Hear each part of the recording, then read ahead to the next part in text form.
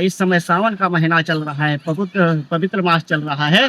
सावन के महीने में भगवान इस धराधाम पर जो है विद्यमान रहते हैं और यहाँ पर जो है सावन के महीने में जो भगवान का जो है चिंतन पूजन और जो है अभिषेक करता है उसका बहुत बड़ा महत्व होता है। और ब्राह्मण से अगर रुद्राभिषेक आदि करवाता है, ब्राह्मणों को बैठा करके संतों के सानिध्य में, तो बहुत बड़ा उनका माता गंगा जी के तट पे हरिद्वार में आकर के आश्रमों में बहुत बड़ा फल होता है, लाखों गुना फल होता है। तो अगर कोई भी व्यक्ति अगर इस सावन के महीने में आ करके और गंगा स्नान करता है, भगवान शिव का अभिषेक करता है और संतों के दर्शन करता है, तो उसको हर तरह से जो है हर कष्ट से मुक्ति मिलती है। और हमेशा हम यही कहेंगे कि भगवान शिव इतने दयालु हैं, इतने कृपालु हैं, करुणामय हैं। एक बार जो है एक जल लोटा अगर भगवान के शिव के ऊपर चढ़ा दिया जाता है तो इतने में ही प्रसन्न हो जाते हैं। भगवान शिव जैसा कोई दयालु और कृपालु नहीं हो सकता।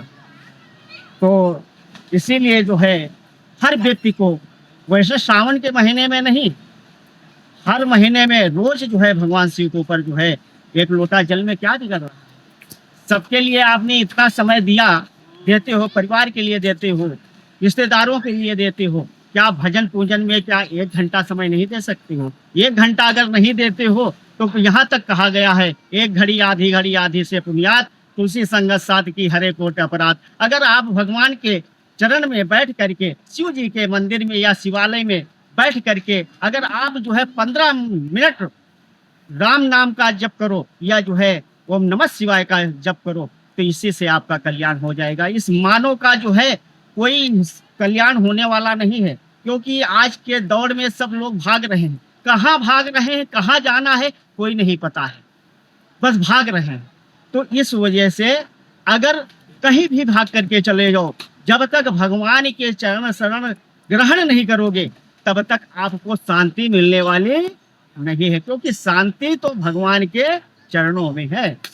तो ऐसे जो है काम सब करो, कर्म कर, या कर्म भूमि है, कर्म करने आए हो, कर्म करो, मगर जो है भगवान का जो है चरण शरण ग्रहण करके करो। वो कर्म नहीं, आपका सत्कर्म बन जाएगा और वही सत्कर्म जो है आप तक परमात्मा तक पहुंचा देगा।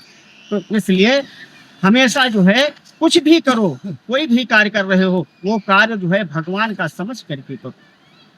और जब भगवान का समझ करके करोगे तो उसी में आपका कल्याण है, आपके परिवार का कल्याण है, आपके जो है गांव का कल्याण है, आपके नगर का कल्याण है, आपके जो है राष्ट्र का कल्याण है। और जब तक संत और जो है भगवंत की शरण ग्रहण नहीं करोगे तब तक आप कहीं भी भगते चले जाओ, कोई व्यक्ति का जो है साधन नहीं है।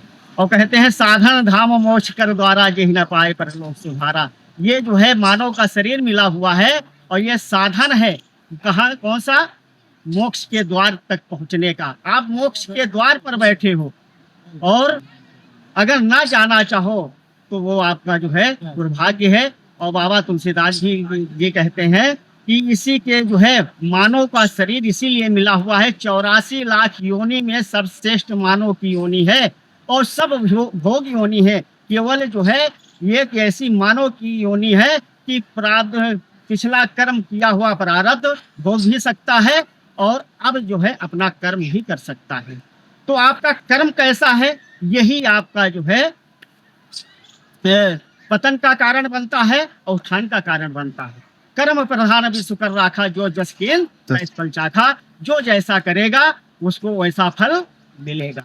अगर आप जो है कर्म करते हुए भगवान की शरणागति लेते हो, संतों से शरणागति, संतों के सानिध्य में जो है अगर वो कर्म किया जाता है, संत गुरु दीक्षा लेकर के अगर वो कर्म किया जाता है, क्योंकि बगैर गुरु के गति नहीं है।